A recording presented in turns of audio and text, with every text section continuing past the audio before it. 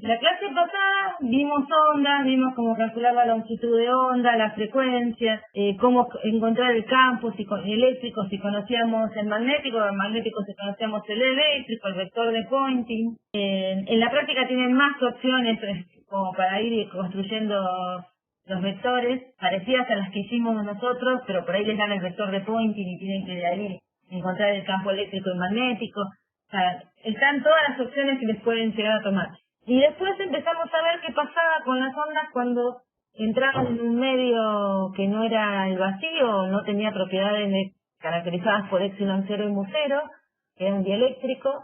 Entonces dijimos, bueno, tengo que agarrar y dividir la velocidad por el índice de refracción, la longitud de onda por el índice de refracción. Empezábamos a ver todo lo que aparecía epsilon 0 tenemos que poner epsilon. En todo lo que aparece la velocidad de la luz se pone la velocidad de propagación, que es la velocidad de la luz sobre el índice de refracción, y ahí encima nos pasó lo de siempre en física, que hay la misma letra lo usamos para 3 magnitudes y durante la misma materia, para que los alumnos les cueste mucho seguirnos y nos demostremos nuestras capacidades inteligentes. Como que no hay letras. Claro, llamamos a la constante, recuerdan de allá, de la parte de electricidad, llamamos a la constante dieléctrica K mayúscula, y la raíz de la constante dieléctrica nos da el índice de refracción. El tema era que también le llamamos K al vector de onda, pero le pusimos K minúscula. Guarda que tuvimos ese cuidado. O sea, fuimos cuidadosos en el fondo. Una es minúscula y la otra es mayúscula. ¿Ya? Pero la minúscula tenemos que prestar atención porque si no es vector y tiene un chirimbolito arriba, si es versor, es el versor K de las coordenadas. También. Aclaro todo esto porque esas cosas nos marean, ¿no? Tenemos el vector K de las coordenadas y el vector de onda, que lo escribimos con una K, a veces le ponen una K, pues una K con una colita, y la constante dieléctrica, que es una K mayúscula. Igual lean los enunciados, van a decir, con una constante dieléctrica acá, que saben que no están hablando del vector de onda. Que no es lo mismo el módulo del vector de onda que la constante dieléctrica, eso es importante saberlo. Por más que las letras se le parezcan. Bien, entonces nos encontramos también que cuando la onda llegaba, o sea, porque para que verla dentro de un medio material, digamos agua, vidrio, etcétera, acrílico, tiene que haber pasado antes una interfase. Tiene que pasar del aire y entrar al medio. Entonces, en esa interfase a la onda le pasa algo y las cosas que le pasaban era que una parte de la onda se refleja y una parte se transmite. La que se refleja con el mismo ángulo con el que incidía respecto de la normal a la superficie. Ahí definimos la normal como buscamos el punto de incidencia y trazamos una perpendicular a la superficie, la interfaz. Y después teníamos la ley de Snell que nos permitía calcular la dirección en la que se movía la onda transmitida. Y después decíamos, bueno, la suma de las intensidades de la reflejada y transmitida tiene que dar al incidente porque la energía se conserva. Y que empezamos a hablar de rayos, aunque en realidad podemos pensar estos rayos como el vector de propagación, y decíamos que el incidente, el reflejado y el transmitido tienen que estar en un mismo plano que se llama plano incidente. Y que eso estaba bueno porque ahí las cuentas eran más fáciles al estar en el mismo plano. Bien, entonces, nos podemos encontrar con algunos fenómenos que son los que vamos a analizar ahora en base a eso, a lo que le pasa a una onda cuando pasa de un medio material hacia otro. La que incide perpendicular se transmite en la misma dirección y se refleja sobre sí misma. La que incide con algún ángulo va a transmitirse con otro ángulo que se va a llamar ángulo transmitido. Esto está incidiendo desde algo que está en un medio abajo. Acá podemos imaginar que esta, como es la luz que está bajo una pileta de esas fashion que están en las películas, creo que viste ahí una pileta y abajo hay una luz super fashion, y después muere la persona porque se rompe la luz y se electrocuta. Bueno, esa es la luz fashion abajo de la pileta. Entonces la luz proviene, uno la mira desde arriba y va a ver venir directamente desde la posición que está la luz. O sea, si uno la mira verticalmente, no va a haber desviaciones. Pero cuando la luz viene con un cierto ángulo, por ejemplo, yo estoy parada por acá, la miro con ángulo, lo que va a pasar es que la luz incide en la superficie de separación, tengo que aplicar la ley de Snell, acá tengo escrita la ley de Snell, que N1, el de incidencia, por el seno del ángulo de incidencia, tiene que ser el N transmitido por el seno del ángulo transmitido. Entonces, si el ángulo transmitido puede ser cualquiera, en un rango que va de 0 para lo que se llama incidencia normal, o sea, incidencia perpendicular a la película, hasta un ángulo para el cual vale pi sobre 2 y ya el rayo transmitido no logra entrar al otro medio, se queda en la superficie de separación. Bien, o sea, pasamos de 0, que se transmite sobre la misma dirección y sentido que venía, a empieza a desviarse hasta que se desvía tanto que queda rasante en la superficie de separación, con lo cual no logra entrar al otro medio. Cuando es rasante, ese ángulo es pi sobre 2, entonces si el ángulo transmitido es pi sobre 2, vengo y lo reemplazo en la ley de Snell, y el seno de pi sobre 2 me da 1. Entonces, a este ángulo, al θ incidente, que corresponde a un ángulo de transmisión de pi sobre 2, que corresponde al caso que la onda no logra pasar a la interfase, se lo llama ángulo crítico. Entonces, el seno del ángulo crítico yo lo puedo despejar de esta expresión. Emplazo un 1 acá, llamo ángulo crítico a este ángulo, entonces digo que el seno del ángulo crítico es el cociente entre el índice de refracción del medio donde yo quiero transmitir la onda y el medio incidente. Y acá dice que ese ángulo crítico existe solo si el índice de refracción del medio del cual proviene es mayor al índice de refracción del medio al que queremos acceder. Y nos pregunta por qué. ¿Por qué necesito que el índice de refracción del medio al que quiere pasar la onda tenga que ser más chico que el que viene? O sea, como decirme, tengo que pasar del agua que tiene 1,33 al aire y no la cosindicción al revés. ¿Por qué no puedo tener un ángulo crítico cuando vengo del aire y me quiero meter al agua? Siempre estamos hablando de medios transparentes, o sea, agua, vidrio, aire. Agua, aire, o vidrio, aire, sí, o agua, vidrio, ¿está bien? Pero los dos medios son transparentes. Y lo que pasa con este fenómeno es que medios transparentes, o sea, medios donde es más fácil que la luz se transmita, se vuelven medios donde la luz, hay un ángulo para el cual la luz se refleja totalmente al medio incidente. Claro, para ese es el fenómeno que yo no lo seguí explicando, que es este de acá, la luz se refleja totalmente. De hecho, acá faltarían ahí están los ángulos de reflexión. En vez de transmitir. Bueno, están asociados claro. al motivo. Pero acá se reflejaría uno que no estoy dibujando, acá se refleja otro que no estoy dibujando, y en esta posición solo se refleja. Claro. No tengo nada que pasa. O sea, que este punto marca un quiebre entre la onda logra transmitirse y la onda no logra transmitir. Ahora, este fenómeno uno lo puede observar. Podemos ir con un haz de luz, con un láser, por ejemplo, desde el agua hacia el aire. Ahí pusiste vos encima, ahora veo los cartelitos de los medios, antes no lo había visto. Medio ahí, arriba dice aire. Uno puede generar se puede ver esto muy fácil, ¿sí? El tema, por eso, uno lo ve, lo trata de explicar, y resulta que para cuando uno lo trata de explicar, llega a una relación como la que escribió Marisa ahí. Esto solo se va a dar si el índice de refracción del medio incidente es mayor al índice de refracción del medio transmitido. La pregunta es si se dan cuenta por qué esto tiene que pasar. Claro, tiene que ver con el seno de ese ángulo. Tiene que estar, bueno, si entre menos 1 y 1, acuérdense que nosotros igual los ángulos los medimos entre 0 y pi sobre 2, o sea que va a estar más bien entre 0 y, bueno, y pi sobre 2, en realidad. Claro, el seno, digo, va a estar entre 0 y 1, ¿sí?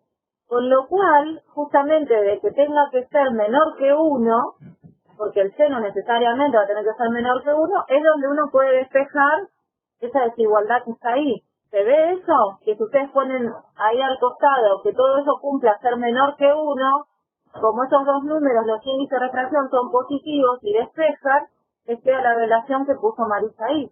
Esto se va a cumplir siempre que el índice de refracción del medio incidente sea mayor al índice de refracción del medio transmitido. Claro, este cociente les tiene que dar menor que 1 porque el seno nunca supera el 1. Y claro. quisieran ir del aire hacia el agua, les quedaría mayor que 1, porque el agua sería el medio donde transmitimos la onda y tiene 1,33, ponele, y el aire tiene 1, entonces les quedaría el seno igualado a 1,33. Y el seno nunca da más que 1. Así que esa opción no me va a dar ángulo crítico. Ahora, si quiero ir desde el agua hacia el aire, entonces el medio incidente, el 1,33, queda abajo y el medio transmitido es el aire, que es 1, y ahí sí tengo un número menor que 1, tengo un ángulo crítico. Físicamente, hago un comentario, físicamente no significa, porque ustedes van a encontrar en los libros que lo simplifica y dice que no hay onda transmitida. Eso es mentira. Sí hay una onda transmitida, o sea, pero esa onda se propaga para ir a la interfase, no lleva energía. Es algo que cuando lo hacemos con los de física, dice que empiezan a aparecer números complejos y demás, se llama onda evanescente. Una onda muy particular, que no lleva energía, no propaga energía al otro medio. Por eso se cumplen todas las leyes. A los efectos prácticos para nosotros, como no va a pasar energía al otro medio, esa onda evanescente ni nos importa y terminamos diciendo que todo se refleja. ¿Por qué? Porque toda la energía se refleja. Acá tendríamos que, ahora cuando aparezcan, porque si no me aparece el número que da la cuenta, acá lo que van a empezar a ver es una reflejada acá, una reflejada acá, y acá la reflejada solamente, formando el mismo ángulo, ¿no? El incidente. Y no vamos a dibujar nunca, después de ángulos mayores al crítico, una onda transmitida. Entonces, la condición para lograr ver reflexión total interna, o sea que toda la energía se quede dentro del medio donde está incidiendo la onda, en este caso podría ser agua, por ejemplo, o vidrio, es que incidan los rayos luminosos con un ángulo mayor o a lo sumo igual al ángulo crítico. Claro. Lo que hay que entender de este ángulo crítico y anotárselo bastante para recordarlo, es que es un ángulo mínimo. Es la condición de un ángulo mínimo para el cual sucede este fenómeno. Ángulos mayores al crítico, ángulos de incidencia mayores al crítico, nos siguen dando este fenómeno de reflexión total interna. No vamos a tener la onda, fíjense que en el último no está dibujada hasta la onda transmitida, ¿sí? Porque para que la onda transmitida quede justo en la interfaz, es la condición de que justo el ángulo de incidencia sea el crítico, ¿sí? Pero sí hay que tenerlo en cuenta como que si incido con un ángulo mayor a este, solo tengo onda reflejada. Bueno, ahora vamos a hacer el problema 10 de la práctica. Yo pregunto por qué no preguntan en la práctica. Que tiene una onda luminosa que se propaga por el agua con un índice de refracción 1,33, el del agua, y que incide en la interfase con el aire. O sea, estamos mirando ese dibujito, ¿no? Y nos preguntan cuál es el ángulo crítico. Despejar, claro, la ecuación que está ahí recuadrada en amarillo, ¿no? Claro. Despejar de ahí el tita crítico. ¿Sí? Bueno, y ahí aparecieron por algún motivo los rayos que me faltaban, ¿viste? Está bien. Ay, sí, tenés razón. Sí, se asociaron, cuando lo animé se quedaron asociados a esto, por algún motivo cuando seleccioné, entonces no lo podía activar porque me traía el número. No, mirá vos. Bueno, entonces, si nosotros incidimos a 48,75 grados para arriba, en esta superficie, no vamos a tener una onda transmitida, bien, solo vamos a tener reflexión. Y la reflexión total interna, por ejemplo, la pueden ver en las fibras ópticas. No sé si hay juguetitos de fibras ópticas que si uno mira, la luz no sale por los costados de la fibra óptica, sino por la punta. No sé si han visto eso. Por ahí el ejemplo, no sé si los vieron, pero hay unas lámparas que tienen como unos penachos, unos pelitos, que cuando la encienden, algunas giraban o tenían música, y solamente se encendían las puntas. Que no quedaba encendido todo el penacho, solo las puntitas de ese penacho. En un momento fueron furores, digo lámparas porque es un artefacto luminoso, pero no iluminaba tanto, sino era más bien de adorno. Llamativo nomás. Claro. capaz que lo vieron y bueno, y justamente ese penachito en realidad está construido con el mismo material de la fibra óptica que por ahí ustedes escucharon hablar con lo que tienen internet ahora por fibra óptica o el cable y todo eso, es el mismo material. Justamente hace eso, como que encamina, si lo quieren pensar así, como que le da una vía a la luz, un camino, y solamente va rebotando ahí por esa guía, pero en el final, en la punta, como ya no tiene guía, ahí vemos lo luminoso, se entiende solo la puntita. Pero bueno, después si no, ellos se encuentran Bueno, y ese es no el funcionamiento de las transmisiones ahora, por fibra óptica. Tal cual. Perdiendo menos energía que haciendo conducir señales por cables, porque ahí hay más pérdida. Exactamente. Tal cual. Pero son más rápidos, además que se mueven con velocidades cercanas a la de la luz, entonces es mucho más rápida la transmisión. Bueno, ahora que sabemos quién es el ángulo crítico, vamos a seguir trabajando. ¿Qué sucede con la onda? ¿Qué les dije que sucede con la onda cuando incide con este ángulo? ¿Cómo lo explicarían ustedes? Alguien que diga algo. Porque estas son preguntas de parcial. Si incide con el ángulo crítico, es que la onda se transmite paralela a la interfase. O sea, si el ángulo es el ángulo crítico, se transmite paralela a la interfase.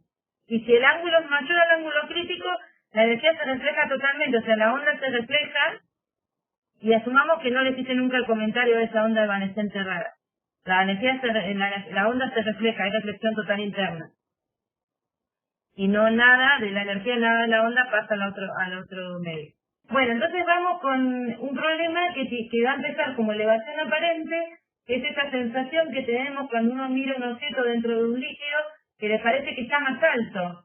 ¿Vieron? Uno tiene la sensación que está más cerca, más alto, que se deforma. Entonces esa elevación aparente la vamos a trabajar ahora. Entonces dice que una persona mira una moneda ubicada en el fondo de un estanque lleno de agua de 2,5 metros de profundidad. Este es el problema 8 de la práctica 7. Una onda luminosa reflejada por la moneda emerge del agua y llega al observador.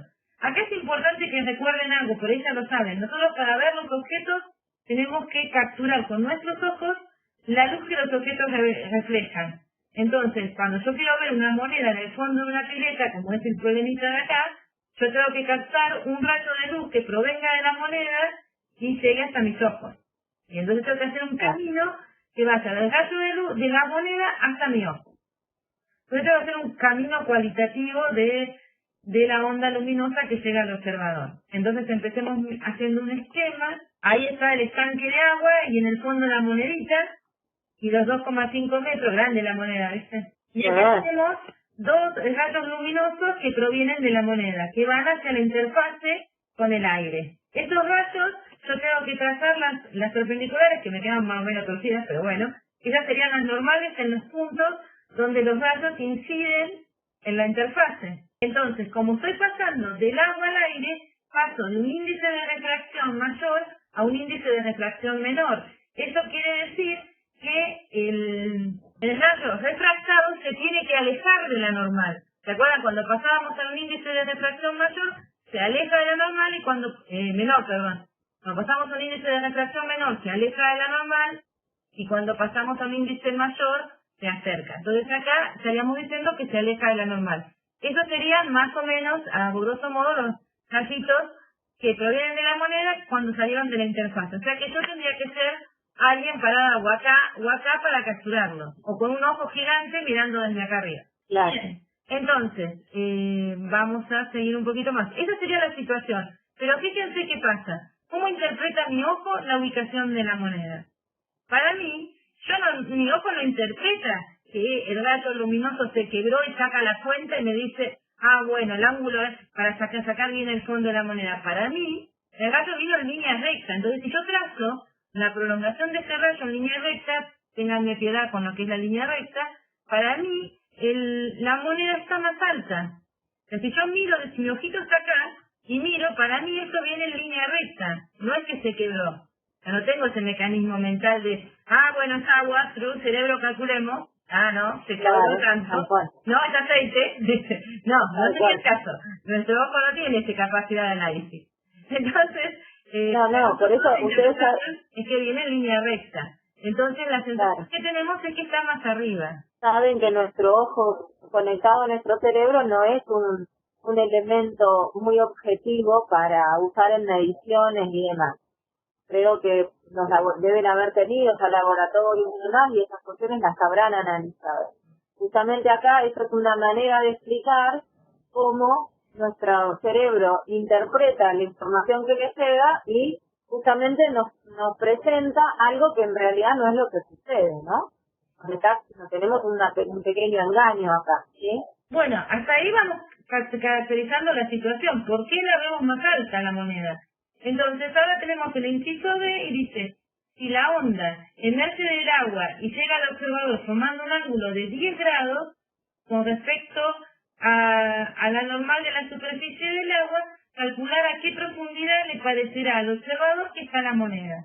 O sea que queremos saber en realidad a qué profundidad está. Entonces, datos, ese es el ángulo con el que emerge, 10 grados respecto de la normal. Y después, eso sería la altura aparente, la altura a la que yo creo que está la moneda. ¿Bien? ¿Hasta ahí estás interpretando bien el dibujito? ¿Se entiende? En este problema hacer el esquema bien le salva el problema. Porque es así que planteamos todo lo importante hasta ahora. Claro. Acá lo que te salva para poder responderlo es el esquema. Como ya nos ha pasado en otros ejercicios también, ¿no? Pero bueno. Bueno, ahí están.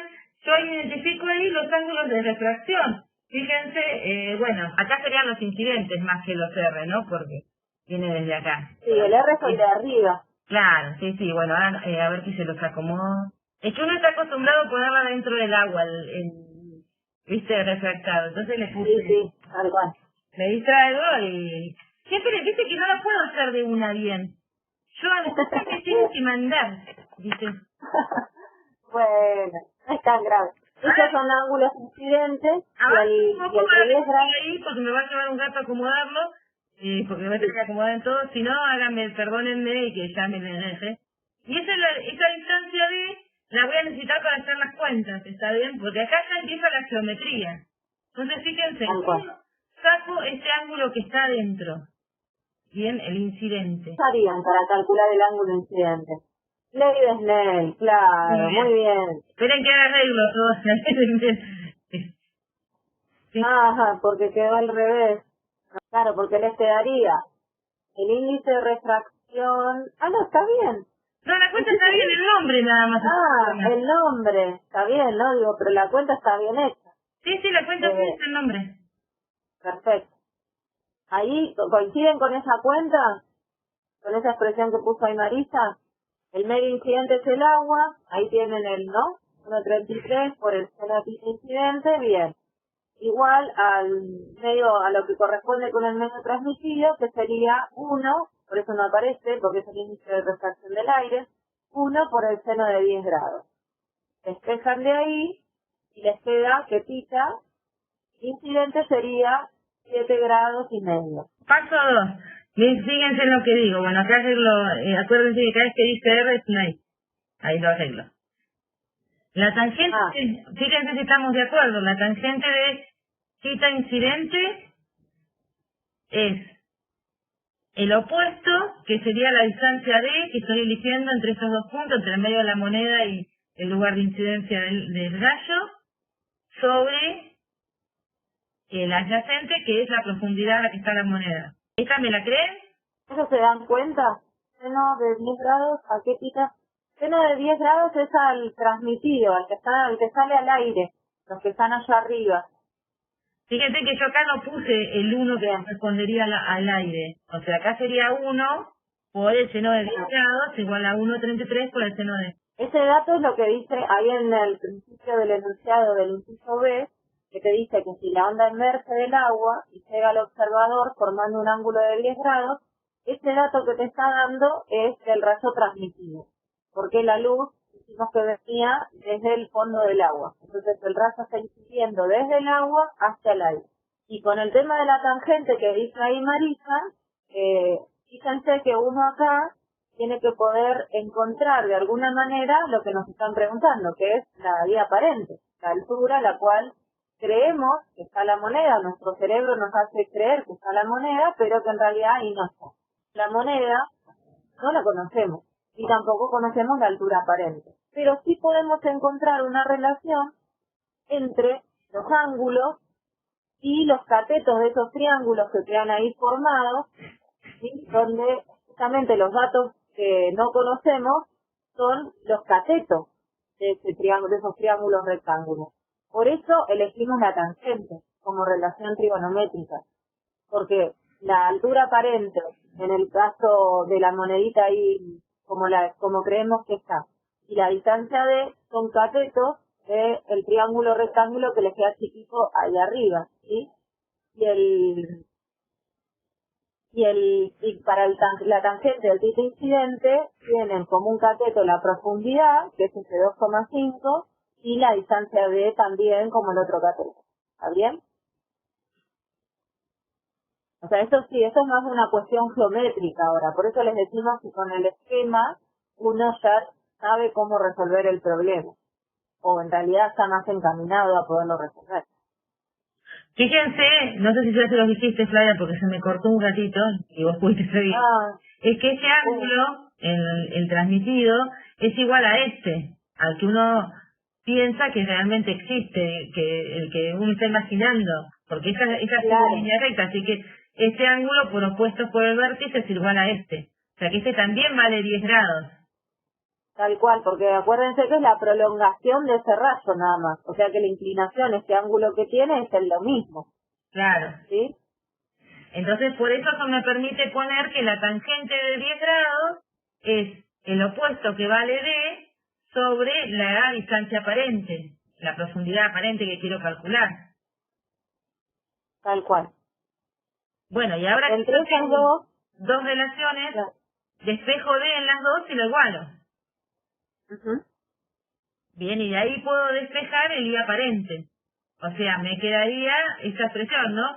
Si igualo, me quedaría 2,5 por cita, ahora le arreglo el incidente acá, igual a dividido la tangente de 10 igual a I aparente. Fíjense si aceptan también el despeje. Tal cual.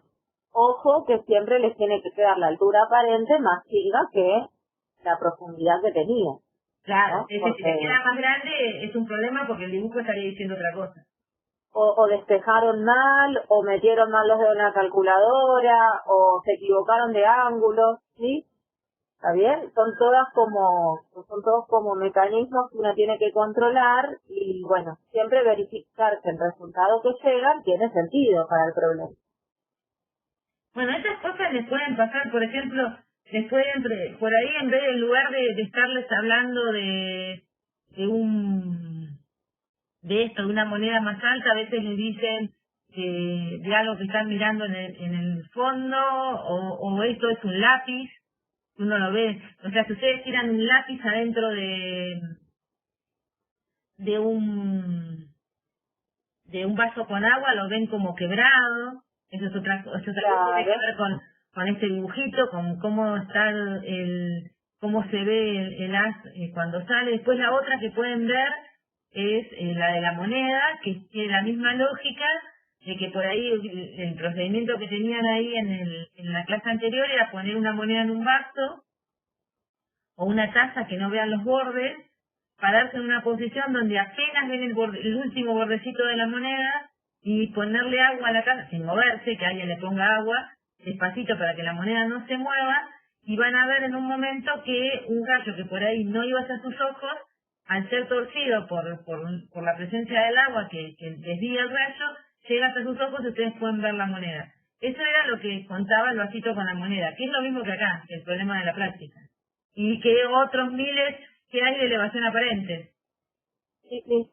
En realidad eso también lleva a que a veces uno cuando por ahí se acerca a alguna pileta o bueno, en mi caso por el tema de mis nenes, ¿no? Que por ahí se les cae algo y creen que está ahí nomás y se tiran a agarrarlo, bueno, justamente el está ahí nomás no es cierto, entonces a veces uno, bueno, tiene problemas con que, o lo mismo que te parece que el fondo de la pileta, por ahí, ¿no? Está más cerca. La pileta me preocupa menos porque dentro de todo alguien te va a sacar. A mí me preocupa, viste, cuando vas así a algún lugar tipo playa con acantilado, cosas así, te vas a caminar con tu familia y estás vos y tu familia y mirás un fondito que parece cerquita Tal cual. y no está tan cerquita. ¿viste? Eso sí me preocupa. Exactamente. Bueno, entonces ahora fíjense en que el título es Reflexión total interna más allá del problema 8. Lo que vamos a hacer es trabajar ahora con lo que se llama reflexión total interna para ocultar algo. Entonces queremos ocultar la moneda con una lona circular. ¿Cuál debería ser el diámetro de la lona? ¿Cómo es el comentario acá? Es ¿cómo oculto yo algo dentro del agua? ¿Cuál diámetro le tengo que poner? Entonces, ¿qué hago? La idea acá sería, el primer paso, es sacar la cuenta de cuál sería el ángulo crítico. ¿Bien? Que ya lo sacamos, lo tenemos la cuenta de la primer línea. Después volvemos a plantear el problema, lo hice un poquito más ancho, y volvemos a aplicar la lógica de hoy. Si el rayo viene de luz, viene directamente perpendicular a la interfase, se va a transmitir como venía. Si el rayo viene con algún ángulo, se va a transmitir alejándose la normal porque entra un medio de menor índice de refracción. Eso que de menor mayor te lo dice la ley de Snell, ¿bien? Si entras a un índice de menor índice de refracción, como tenés que cumplir la igualdad, se necesita que el ángulo crezca. Si voy con un ángulo mayor, fíjense que, bueno, aparecieron todos juntos.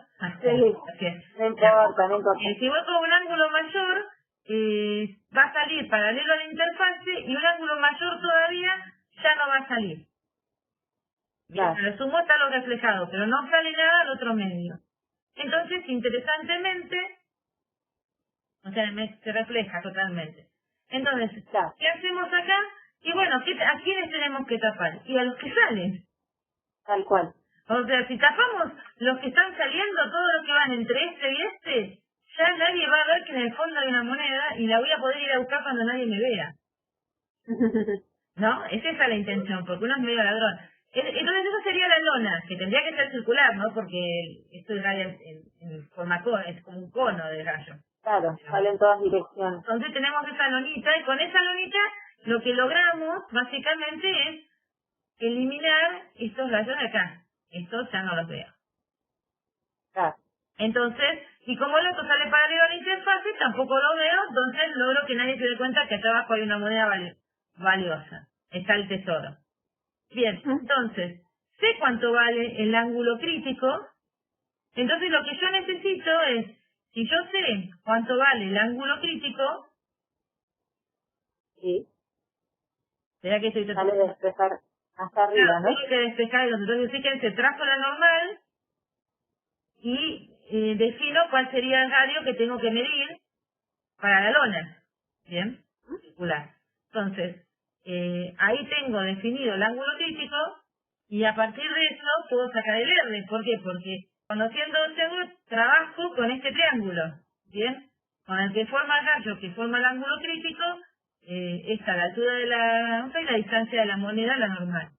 Entonces, en esas condiciones, bueno, ahí hago la cuenta de vuelta porque estoy cosa, digo que la tangente del ángulo crítico va a ser el radio de la lona que tengo que poner dividido la profundidad de la pileta. Y como yo conozco el ángulo crítico, tengo que hacer esa cuenta. Necesito una lona de 2,85. Tiene que ser bueno el tesoro para esforzar comprar una lona de eso. De radio, encima. Bueno, sí, claro, peor, más caro. Bueno, y obviamente acá tendría que decir metros, ¿no? Le faltaría la unidad. La unidad. Creo que este es un problemita de la práctica. Hay uno parecido, si no. Sí, hay uno, el de la moneda está seguro, no me acuerdo lo de la lona en este momento. No, lo de la lona no, pero después hay algo que te dice no sé qué y cómo harías para que no se vea y es justamente esta idea. Sí. ¿Qué es la dispersión? En realidad cuando yo hice las cuentas en física, la dispersión para mí era una dependencia del índice de refracción con la frecuencia de la onda. Pero Tal cual. estoy pensando en la frecuencia de la onda, está relacionada con la longitud de onda, si estamos lo estamos midiendo respecto del aire, y la velocidad de la luz, a decir que depende de la frecuencia equivale a decir que depende de la longitud de onda. ¿Bien? O con la velocidad en el medio, si tengo que calcular la velocidad en el medio, puedo dejarlo también en función de la longitud de onda. Pero las cuentas en general, no sé si vos te las acordás todavía, las que hacíamos nosotros, para sacar generaciones de dispersión en medios absorbentes, uno las sacaba en función de la frecuencia. Bien. Sí, tal cual. Pero la mayoría de los libros que tienen ellos la ponen como una dependencia con la longitud de onda. De hecho, el problema que tienen en la práctica también. Cual no hay que entrar en crisis porque depender de la longitud de onda y depender de la frecuencia no hay tanta diferencia, ¿no? Tal cual. Entonces, si dependen, nosotros acá, por ejemplo, tenemos un gráfico que nos muestra cómo varía el índice de refracción con la longitud de onda. Estas variaciones del índice de refracción con la longitud de onda, hay momentos en que se hacen más profundas, más rápidas, y la onda empieza a absorber. Eso es por ahí algo que ustedes hayan. O sea, el medio absorbe a la onda. Ahora sí. Sí, no, la onda no absorbe nada. Eso le llaman dispersión anómala. Cuando se ocurre esa situación, se produce una que se llama dispersión anómala. El índice de refracción, en lugar de crecer con la frecuencia, decrece, pero en ese momento que empieza a pasar esa anomalía, el medio absorbe a la onda, y eso en general se da en determinadas frecuencias específicas, se llaman frecuencias de resonancia. Te digo porque por ahí ustedes están viendo esto, por lo que comentaron hoy. Claro, bueno, por lo de la absorción. ¿Qué es la materia? Les tiene que alcanzar que el índice de refracción puede llegar a depender de la frecuencia o de la longitud de onda. Para lo que es física, con eso nos quedamos. Que podemos llegar a tener gráficos de este tipo, donde para determinadas longitudes de onda, acá estaría el visible. Les muestran el visible cómo varía el índice de refracción con la longitud de onda en el visible. Ahora, la realidad es que, por ejemplo, el índice de refracción de la atmósfera, de la alta atmósfera, varía con la longitud de onda y tiene esas frecuencias de absorción, es donde se produce la anomalía y la onda empieza, y el medio empieza a absorber la onda, que tiene una dada frecuencia, y esa es la que permite, por ejemplo, que se absorban determinadas radiaciones que serían nocivas. Entonces, si uno mira, por ejemplo, yo no lo tengo acá, pero lo tenía, si mira, por ejemplo, un espectro de luz solar, y mira cuáles ondas absorbe la atmósfera, ve que hay determinadas radiaciones del infrarrojo o del ultravioleta que están absorbidas por la atmósfera. Y que esas frecuencias son las que son tomadas que hacen esa resonancia y que hacen que el medio absorba toda la onda.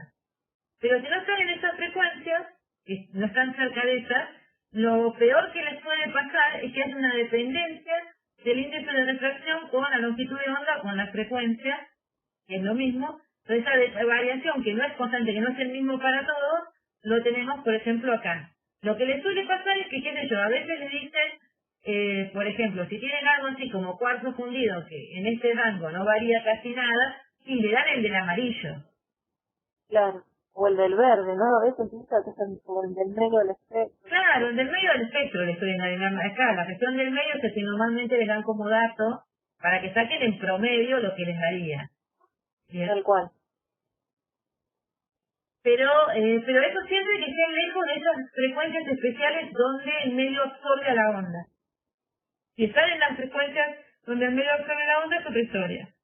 Hay un problema de la práctica que ustedes tienen, donde hay un medio que se comporta diferente para luz azul y luz roja, y justamente les dan los índices de refracción para cada color, y bueno, tiene que ver con esto, ¿no? De que claro. Para ese libro, pensando en que no consultan en la práctica, no exactamente lo que dice, pero parecido.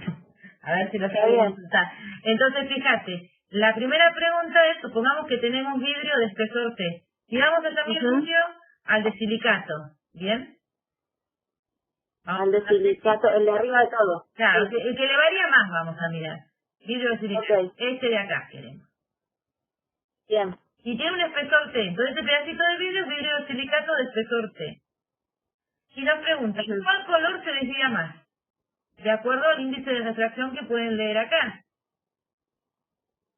Imaginen que acá pueden leer el rojo y acá pueden leer el violeta. ¿Cuál de los dos extremos se desviaría más? No se dan cuenta. A ver, Pensamos. ¿Estamos de acuerdo que si miramos ese dibujito que tenemos acá, donde un gráfico donde nos da para cada color el índice de refracción, las líneas negras indican el valor del índice de refracción en función de la longitud de onda, y en esta región tenemos los rojos y en este lado los azul violeta? ¿Bien? Entonces, ¿quién tiene mayor índice de refracción, el rojo o el violeta? fíjense que la curva empieza superando el 1,65, claro, los violetas, y termina casi en el 1,6, ¿no? La violeta, claro, para la luz violeta, claro, para la luz violeta sube la curva, ¿sí? Para la longitud de onda del violeta, que es 400 nanómetros más o menos, el índice de refracción es mayor. Si el índice de refracción es mayor para los violetas, ¿este rayo se va a desviar más o menos después de pasar por el vidrio ese? Comparado con el rojo, ¿no? Con otro color. Claro, sí, no con el incidente. ¿Quién va a dar más refractado? Imaginen que incide luz con esos colores, con esas longitudes de onda, y entonces pongan en el aire el índice de refracción del aire, supongan que incide con algún ángulo dado y despejen cómo sería el ángulo refractado de cada casco. Supongan que incide con 30 grados. Es fácil. Sí, para que les guste, mientras les salga. Prueben, a ver. Supongan que el violeta, el índice de refracción es 1,65, 66 si quieres. Sí, uno te da el de violeta te da 1,66, sí, más o menos. Por eso. Y el del rojo es 1,71. En el caso del violeta, tita transmitida es más chico. Bien, bien. ¿Y entonces cuál se dividía más? El tita transmitido, mejor dicho, del violeta, o refractado del rayo más chico. Vamos a suponer que coincidimos con 10 grados. Yo ya sé que no son 10 grados esto, pero vamos a suponer, ¿no? Coincidimos con 10 grados. Entonces, la cuenta que nosotros hacemos con la ley de Snell es que se va a acercar a la normal, va a tener un ángulo respecto de la normal más chiquito el violeta que el rojo. En eso estábamos de acuerdo recién, esa cuenta la hicieron. A ver si vamos hasta ahí. Sí, perfecto. Entonces, ahí tenemos los dos rayos como se desviaron y ahí tenemos el tita refractado del violeta y el tita refractado del rojo. Entonces, para decir quién se desvía, uno tendría que pensar en quién se desvía respecto a la dirección que ya traía el rayo. Porque tenemos que pensar bien, que el rayo hubiera seguido derecho por acá. Entonces el rojo se quedó más cerca de la dirección con la que venía el rayo que el violeta. ¿Cuáles son los ángulos de refracción? Son estas cuentas que estaban haciendo ustedes. Que pasaba a interpretar el dato del luz.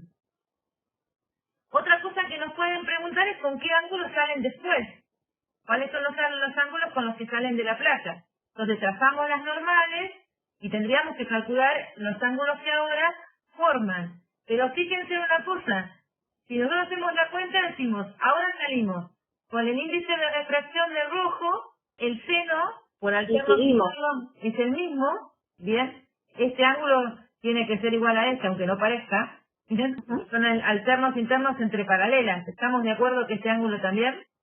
Claro, esto sería que inciden, ¿no? Ahora, inciden con el rojo, con el medio con el índice de refracción del rojo, y se transmite al aire. Entonces se transmite al aire tiene un 1 porque salió al aire y un tita refractado que yo no conozco.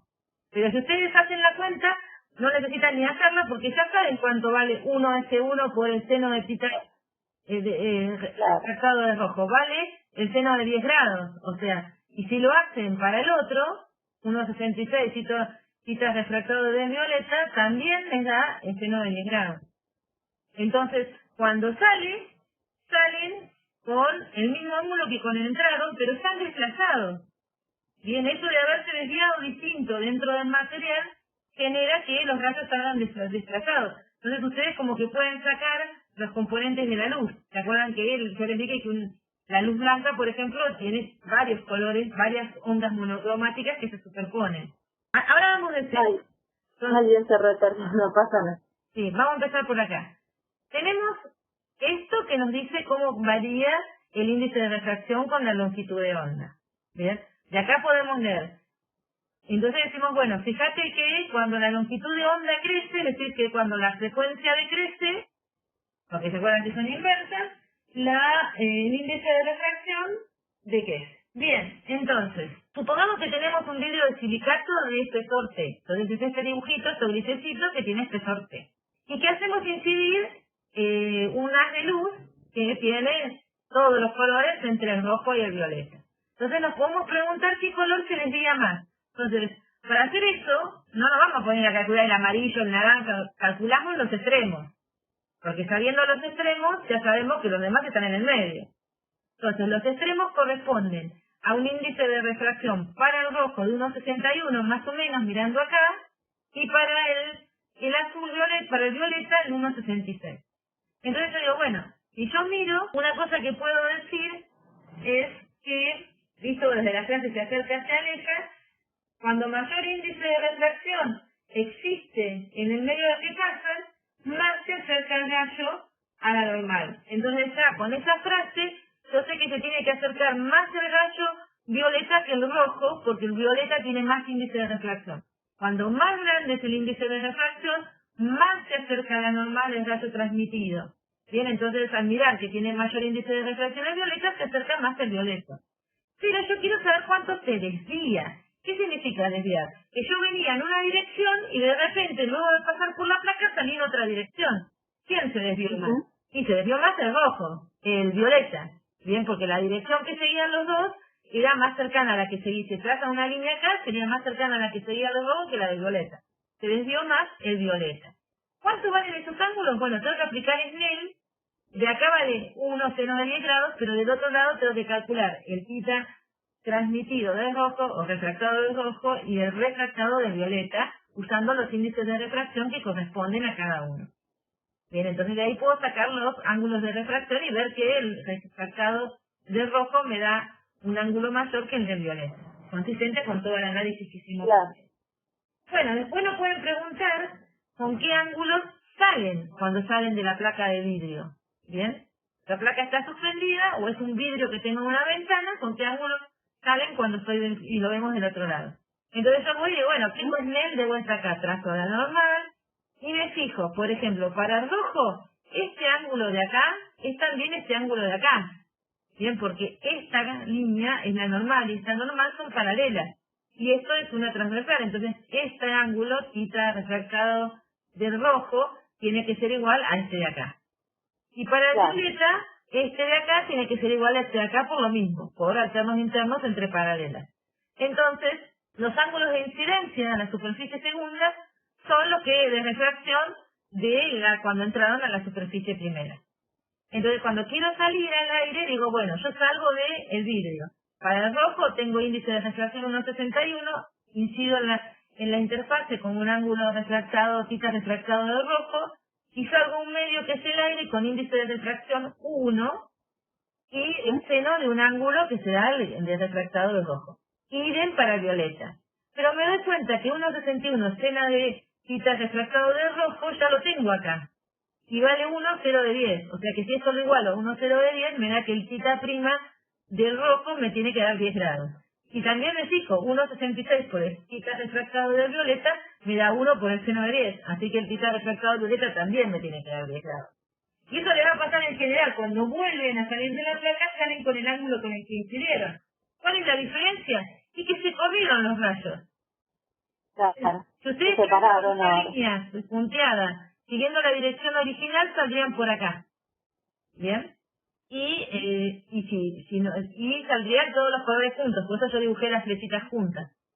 Pero, como está el vidrio, termina saliendo corrido y además separado. O sea que logré separar en colores. Es más, entre este rojo y violeta tendrían que estar todos los colores, si fuera luz blanca. Tal cual. Capaz que en algunos vidrios, por ahí alguna vidriera o algo, ustedes vieron en algún momento que se formaba un arcoíris en el piso, muy chiquitito, pero que se veían los distintos colores. Fíjense si se pueden marcar cita prima RR. Cita prima RR. O sea, el que incide, claro. El que incide a... Ahí está. Ah, el prima es el que sale, perdón. Entonces, incide no. El primado es el que vuelve a salir al... Claro. Este es lo mismo que este de acá. Sí, sí. Y acá ese tiene que ser igual al de 10 grados. Y tratado violeta, primado. Que también valen 10 grados. Claro, ahí estaban, mira. Ahí están los 10 grados. Bueno, sí, no. Bien. Y acá seguimos un poco más y me pueden preguntar cómo determino la distancia que hay entre estos dos. Esta distancia de acá. Restando. Claro. Entonces, ¿qué hago? Agarro y digo, la tangente de RR la puedo calcular como la distancia que corresponde al rojo sobre el espesor, mirando el triángulo que forma el rojo. Bien, a ver. Claro. Y hago acá conocemos el espesor en este caso. O sea, este triángulo de acá, así, es el rojo. Tiene muchas cosas ya dibujadas. Y hago lo mismo para el violeta, entonces llego a plantear dos tangentes. Bien. Pero, haciendo la diferencia, y aparece. Ahí lo corrió, creo, el cuadradito verde. Ahí lo corrió. Haciendo la diferencia, despejo las dos distancias y ahí tenemos lo que se separaron los colores. Entre el rojo y el violeta están todos los demás colores, obviamente. Te digo que ahora iría al revés, ¿no? El del rojo menos el del violeta. Bueno, sí, capaz que no... No, porque para que te quede una distancia positiva, ¿no? Ah, porque ahí sí, digo para que quede una distancia como positiva, si no les va a quedar al revés. Ahí queda positivo. Claro, tal cual. Perfecto. Entonces, bueno, y estas cosas, por ejemplo, como para acordarse de la dispersión, esto pasa en el cielo, porque los azules violeta se dispersan mucho más por la atmósfera que el rojo. Entonces, el cielo se ve azul porque al dispersarse, desviarse más, la luz que llega se desvía en la atmósfera en todas direcciones, porque cada vez que se encuentra con partículas en la atmósfera, las desvían y la van desviando en distintas direcciones. Entonces, para nosotros, mirando desde el suelo, como se desvía tanto en todas direcciones, parece todo el cielo azul. En cambio, el rojo casi no se desvía.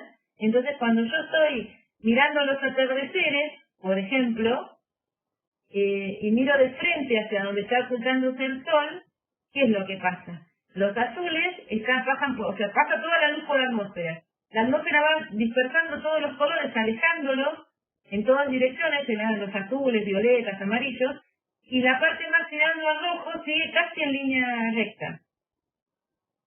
Claro. Como venía. Entonces yo veo los atardeceres rojizos, porque casi no se dispersó el color rojo comparado con los azules y violetas.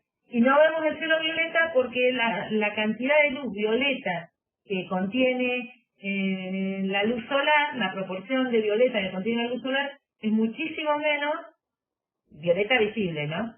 Muchísimo menos que la proporción de azul. Entonces por eso se ve azul.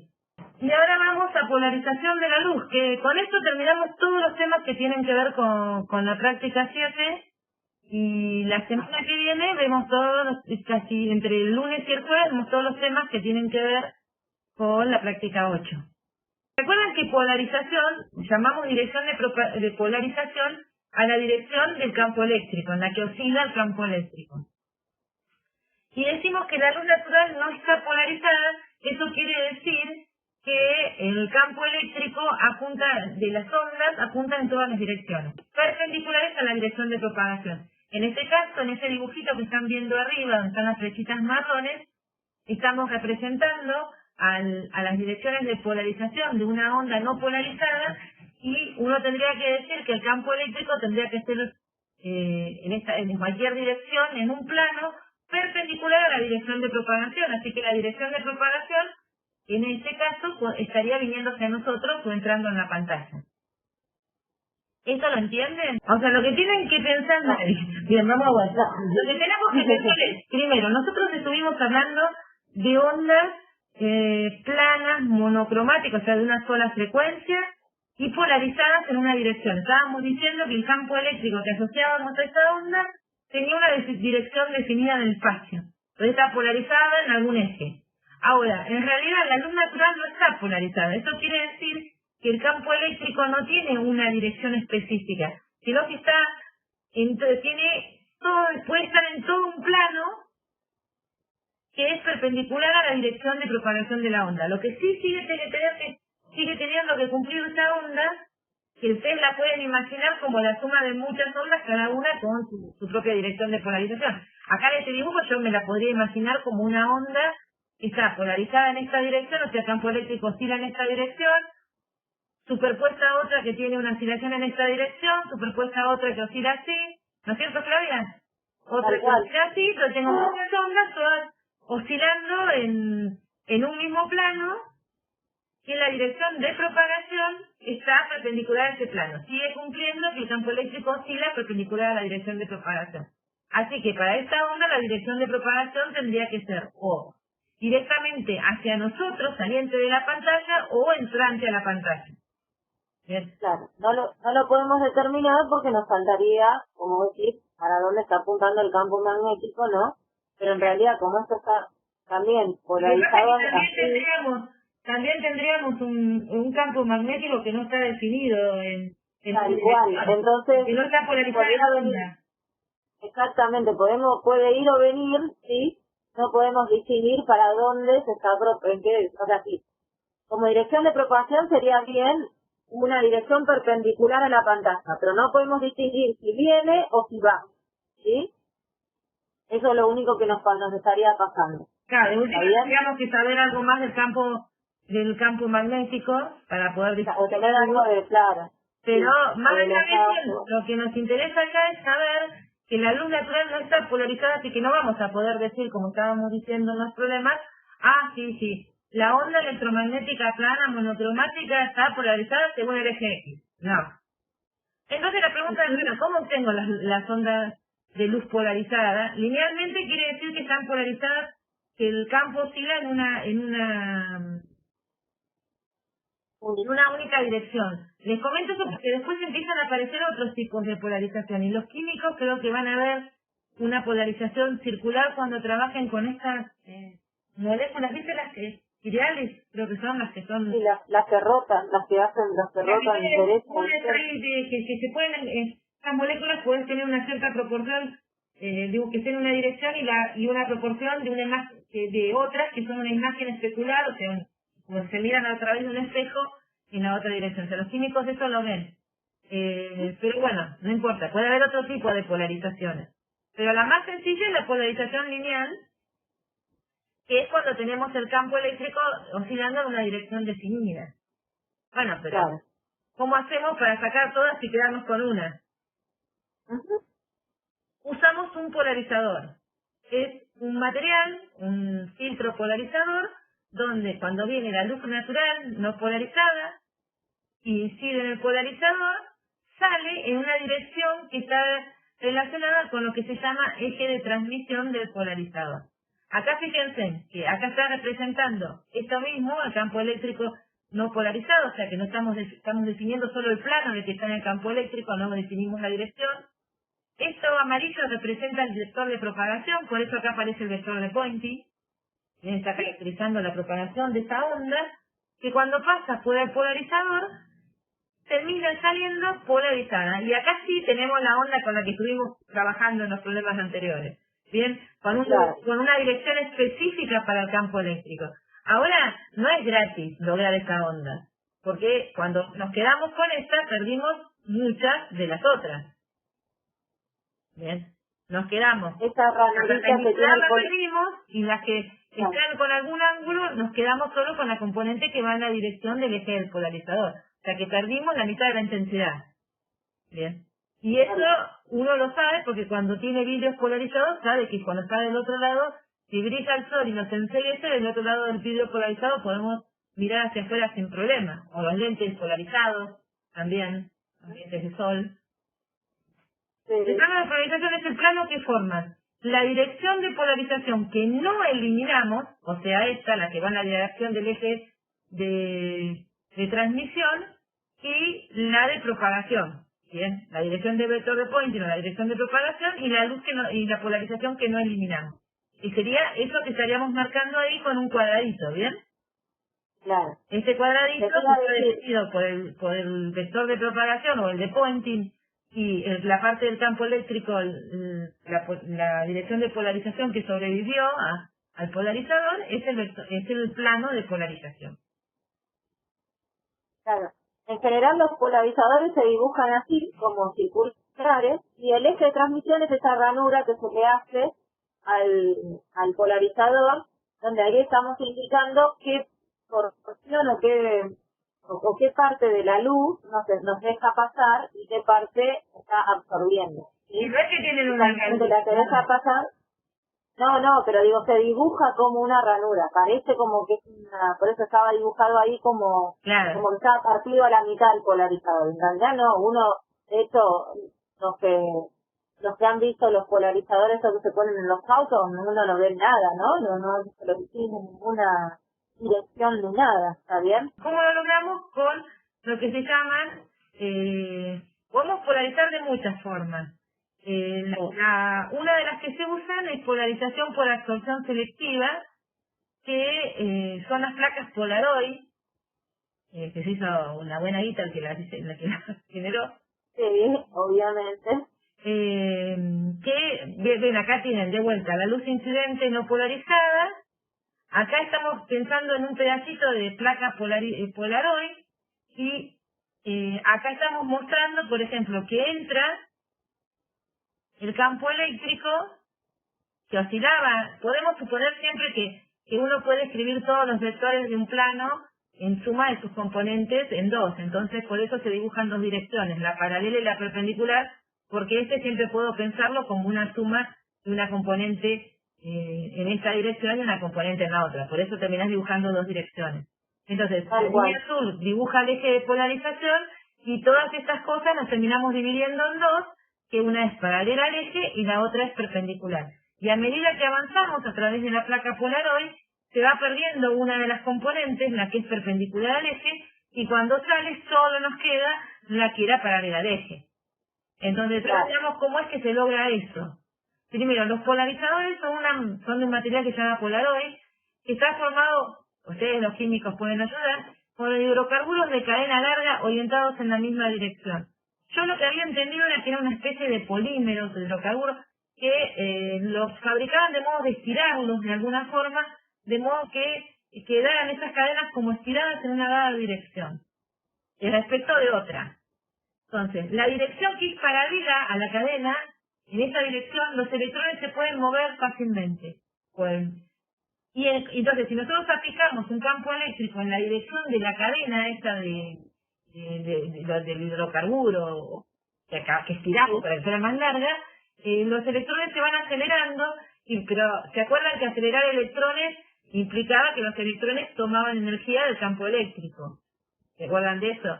Que hablamos de cuánto nos cobraba el AP y todo eso era, bueno, ¿qué hace del AP? Nos da una diferencia de potencial, hay un campo eléctrico, y bueno, entonces nosotros vamos tomando energía de esa diferencia de potencial que mantiene el AP y va cobrando cuánto le cuesta a ella mantener esa diferencia de potencial, y nosotros tomamos esa energía y la convertimos y se la damos a los electrones para que circulen los circuitos de la casa. Bueno, acá es la misma lógica. En esas cadenas largas que están en una dada dirección, porque se construye de esta forma en la placa Polaroid, los electrones se pueden mover con facilidad, así que el campo eléctrico en esa dirección cede, o sea, produce que los electrones se aceleren, entonces tomamos energía del campo eléctrico. En particular tomamos energía de la onda luminosa. Claro. Entonces, ¿Qué va pasando? Bueno, le vamos sacando energía dando menos hasta que esa dirección la anulamos. En la dirección perpendicular a la cadena ya no se produce absorción de energía porque en esa dirección los electrones casi no se pueden mover. Y así se absorbe la componente de luz polarizada en la dirección de las cadenas. O sea, si nosotros todo esto lo dividimos en una perpendicular y en uno paralelo, sumamos todos los vectores para que nos quede en la dirección perpendicular y paralela, vemos que en realidad la dirección del eje de polarización es la dirección perpendicular a las cadenas, que es donde los electrones no se pueden mover, prácticamente, y no van a poder absorber energía en esa dirección. Y la que absorbe es la otra dirección, que es la de las cadenas, que sería la dirección perpendicular al eje. La dirección perpendicular a las cadenas es el eje de transmisión y un polarizador ideal absorbe toda la luz polarizada perpendicular al eje de transmisión y transmite la paralela. Ese es el caso más simplificado de un polarizador que se llama polarizador lineal, ¿no? Porque termina dejando una polarización lineal. Los más modernos son mucho más elaborados, son los que se usan en las cámaras para reducir la intensidad de la luz que entra en la cámara. O sea, hablar de eje de transmisión o eje de polarización es lo mismo. Que depende del libro. Yo porque el dibujito me parecía súper instructivo, porque siempre... Sí, está buenísimo. ¿Te acuerdas que siempre se lo explicábamos con los dedos y todos se querían morir? Entonces, este está muy bueno para explicárselo, pero bueno, siempre, no todo esto sería transmisión. ¿Se entiende?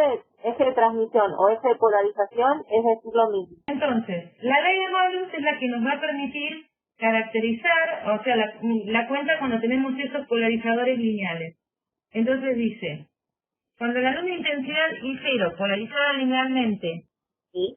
atraviesa un polarizador, la intensidad de la luz emergente depende del ángulo formado entre la dirección de polarización y el eje de transmisión. ¿Qué está diciendo ahí? Que si yo ya la polaricé a la luz, vamos a empezar por un principio, si yo la polaricé y le pongo un polarizador en el camino que forma un cierto ángulo, me va a quedar de esa intensidad, de esa luz que viene, solo una parte, que es la que tiene la componente del campo eléctrico en la dirección del eje de transmisión. Es decir, si forma 45 grados, me va a quedar la mitad de eso, sobre el eje de transmisión. Entonces, veamos cómo se establece esta cuenta. Fíjense, acá tenemos, esta es la definición, la ecuación que tenemos escrita ahí, es la definición de intensidad que aprendimos hace poquito. Sí, podemos polarizar todas las veces que queramos. Acá esta ley la estamos poniendo en forma de, si viene polarizada, es así. Después vamos a ver qué pasa con el polarizador cuando viene sin polarizar. Pero básicamente la lógica es, si viene polarizada en una dada dirección, tiene intensidad. La ley de Malus habla de cuando la luz ya está polarizada linealmente. Claro. Y tengo que tener luz, antes de incidir el polarizador, ya la tengo que tener polarizada linealmente. Si no, no puedo aplicar directamente esta ley. Claro. Tendré que ver cómo me las ingenio. Sí, claro. Si no, después les explicamos el truquito para aplicarla. Por ahora concéntrense en que venía polarizada, entonces el dibujito, fíjense en cómo es. El campo eléctrico oscila en esta dirección, se propaga según la flecha gris y va hacia el polarizador que tiene esta de eje de transmisión. ¿Ven? Y acá tenemos el ángulo que forma la dirección original del campo eléctrico con el eje de transmisión. Este es el ángulo θ. Bien. Y lo que yo les estoy diciendo es que cuando pasa esto, solo me queda la parte del campo eléctrico, si el campo eléctrico está que proyecta sobre la dirección de transmisión. O sea, si el campo eléctrico era un vector más grande que venía oscilando por acá, o sea, o tenía esa intención, el campo eléctrico venía oscilando por acá, con una amplitud de 0, cuando pase el polarizador, solamente me va a quedar la parte del campo eléctrico que tiene componentes sobre el eje del polarizador. Bien, entonces me va a quedar del E0 de la amplitud original, E0 coseno de θ. Entonces voy a calcular la intensidad por eso y digo, bueno, la intensidad transmitida va a ser un medio de el épsilon del medio, porque yo puedo tener los polarizadores, por ejemplo, en agua, no necesariamente tienen que estar en aire, por el campo eléctrico transmitido, la amplitud del campo eléctrico transmitido al cuadrado. Bien, pero ¿cuánto vale el campo eléctrico al cuadrado? Y la parte del campo eléctrico que tenía la componente del campo eléctrico sobre la dirección del eje de transmisión. Ah, ¿y cuánto vale eso? Y vale la amplitud del campo eléctrico por el coseno de tita. ¿Te acuerdas que con eso nosotros con el coseno proyectábamos sobre un eje? Reemplazo ahí, esto me queda al cuadrado. Entonces acomodo, distribuyo al cuadrado y me queda un medio de épsilon es 0 cuadrado por el coseno cuadrado de tita. Pero esto que está acá no es otra cosa que la intensidad inicial. Con lo cual la ley de Magnus nos dice que la intensidad luego de pasar del polarizador es la intensidad inicial multiplicada al coseno cuadrado de tita. Que es básicamente decir, me preguntaron algo, que es básicamente ahí le estoy respondiendo. Digo, preguntaron si no puede ser en el mismo eje. Podés estar en el mismo eje, pero no lograrías variar la intensidad de la luz, o tampoco, que era lo que te iba a escribir, podías variar la dirección de polarización, que es a veces lo que te interesa. Claro. Capaz que vos necesitas luz polarizada en alguna dirección particular, no en la dirección que la tenías. Claro, sería como no hacer nada si la pones en el eje de transmisión coincidiendo con la dirección de polarización que tenías, ¿sí? Entonces, siempre en realidad lo que habla la ley de Malus es justamente cuando querés hacer un cambio a esa luz, a esa intensidad de luz incidente, ¿está bien? Ahí está aclarado. Con este coseno de tita, sabiendo el ángulo que forman el campo eléctrico con la dirección de polarización inicialmente antes de entrar al polarizador y el eje de transmisión, podemos saber la intensidad de lo que sale. Y también la dirección de polarización, que es la dirección del eje de transmisión. Exactamente. Entonces tenemos un problema, pero acá en el problema vamos a ver también esto que les pasaba. ¿Qué pasa si no está polarizada la luz? Porque, ¿qué hacemos con eso? Entonces, justamente este problema es el 11, dice, la luz natural de intensidad I0 incide sobre un polarizador cuyo eje de transmisión es vertical. La luz transmitida incide a su vez sobre un polarizador B, orientado con su eje de polarización perpendicular al anterior. ¿Cuál es la polarización que tiene la luz antes y después de incidir en el polarizador A? ¿Dice polarizador A en algún lado? Dice, no, incide en un polarizador, le falta la A. Sí, le falta el A, claro. Es el A. Esas cosas de los... El primero es el polarizador A y el otro es el polarizador B. Ahí va la. Bien, entonces tenemos cuál es la polarización que tiene la luz antes y después de incidir en el polarizador. Entonces, volvemos con esto, luz no polarizada, que viene a pegar al polarizador. Fíjense una cosa, yo puedo imaginar lo que les estaba diciendo recién, que la luz no polarizada la puedo dividir en sumar todos los vectores campo eléctrico de modo que me quede la resultante de la dirección del eje de transmisión y la perpendicular. O sea, yo sumo todos los vectores y los descompongo todos los vectores de modo que me queden en componentes paralelos al eje de transmisión y perpendicular. ¿Estamos de acuerdo que eso yo lo puedo hacer? ¿Eso se entiende? Que yo puedo puedo descomponer un vector en dos direcciones. Tengo la dirección del eje de transmisión y la dirección perpendicular. Es como decir, bueno, dejo el eje de transmisión en J y la dirección perpendicular en Y, y descompongo todos mis vectores campo eléctrico o todas las direcciones de polarización en esas dos direcciones. ¿Eso se me permite? Sí, lo como no. Laura. Claro, Pero como no está polarizada, yo tengo que asumir que tengo la mitad para un lado y la mitad para el otro. ¿Estamos de acuerdo? O sea, las direcciones de polarización estas que tiene la luz natural, que en realidad no hay ninguna, no tiene una preferencia para decir el campo eléctrico va a oscilar más para una dirección y menos para la otra. Oscila de la misma manera para cualquiera de las direcciones. Entonces es como pensar que la mitad de estas componentes van en el eje de transmisión y la mitad van en el eje perpendicular. Claro, en este ejemplo de X y la mitad de X y la mitad de X. Bien. Exactamente. Entonces, ahora ¿cuál es la polarización que tiene la luz antes y después? Antes es no polarizada y después de pasar por el polarizador A, yo tendría que decir polarizada en la dirección de transmisión. ¿Estamos de acuerdo? El dibujito representaría esto, polarizada vertical. La respuesta del impulso A es esta de acá. ¿Bien? Polarizada vertical. Porque decía que el eje de transmisión era vertical, así que queda polarizada vertical.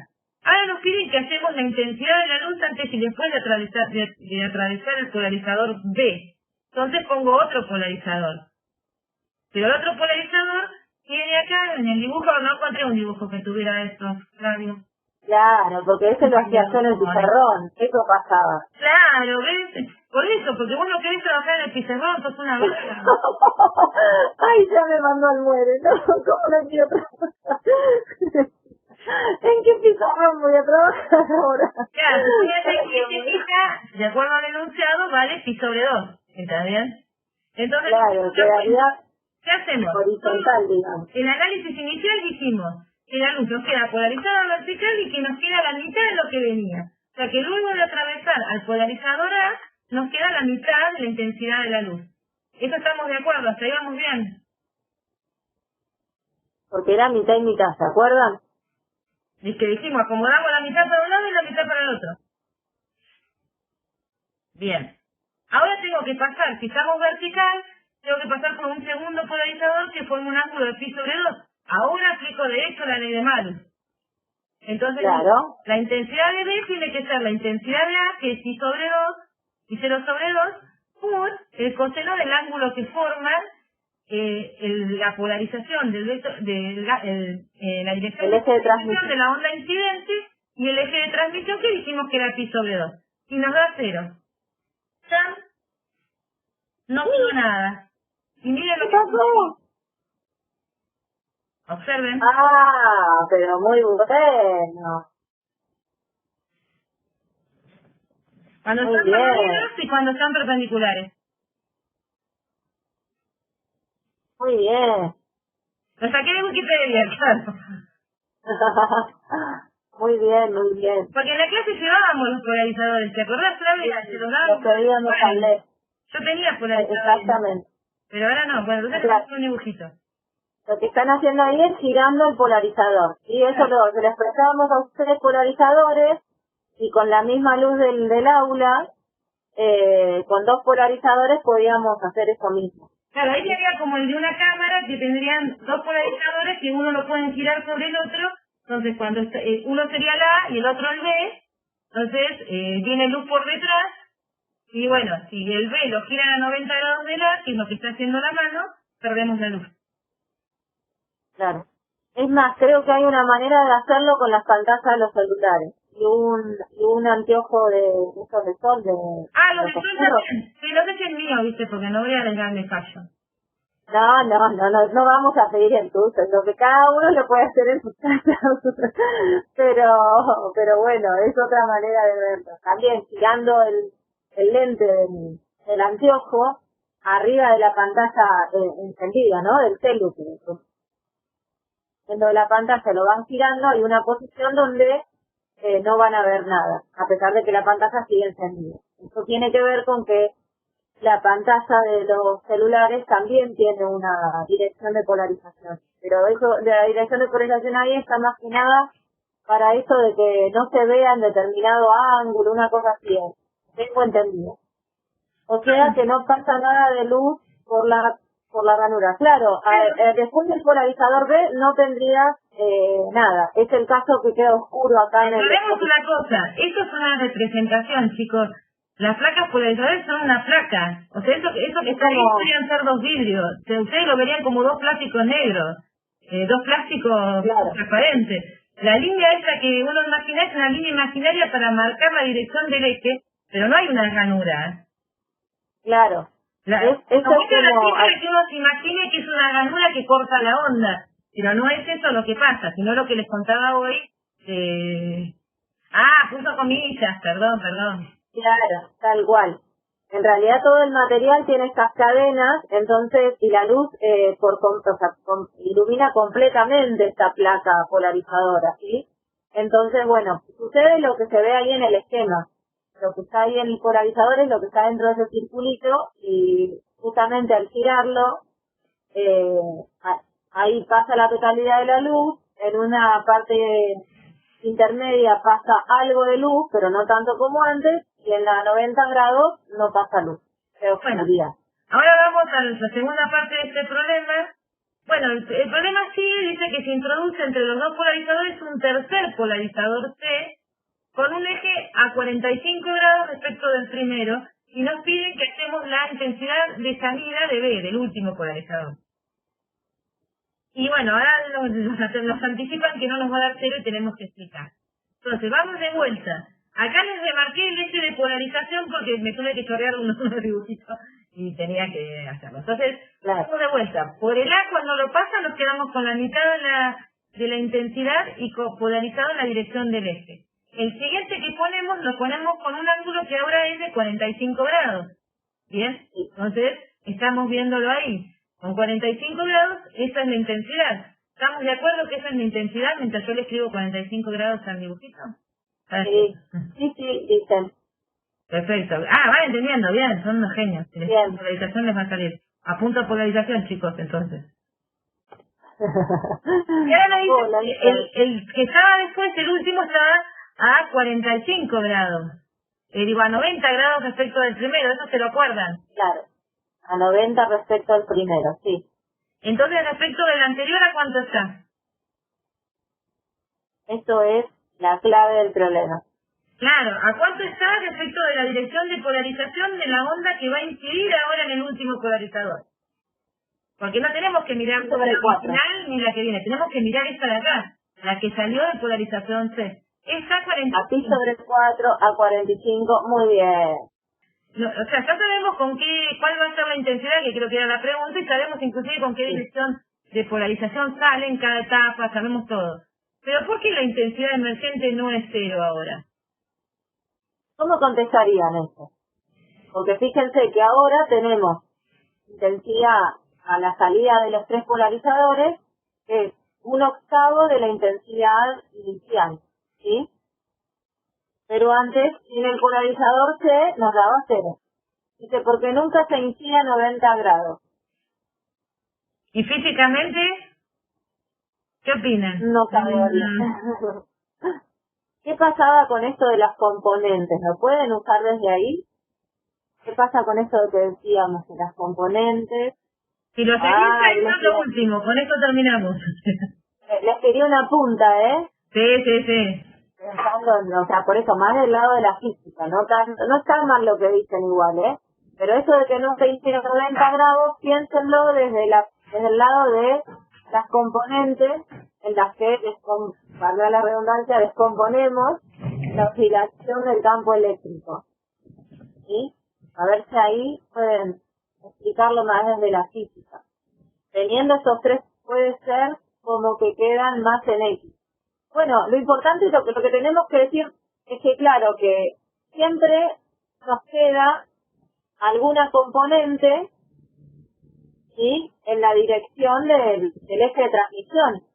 Entonces, ahora, justamente la intensidad a la salida es 0, porque tenemos alguna componente que, entre comillas, digamos, sobrevive, ¿sí? Claro, y nos estaría girando, poniendo un polarizador en el medio que cambiar la dirección de... O sea, si bien le quita intensidad, porque fíjense en que nos queda pi sobre 4, I 0 sobre 4, le quita intensidad la presencia de esto, por lo menos hace que quede un poco de la intensidad que no sea, pues si la ponía directamente a 90 absorbía todo. Ahora se absorbe un poco de la intensidad, pero nos deja una parte que va en una dirección que nos va a permitir que haya una componente después para pasar el segundo polarizador, que tengamos un campo eléctrico que no esté todo en la dirección perpendicular al eje de transmisión.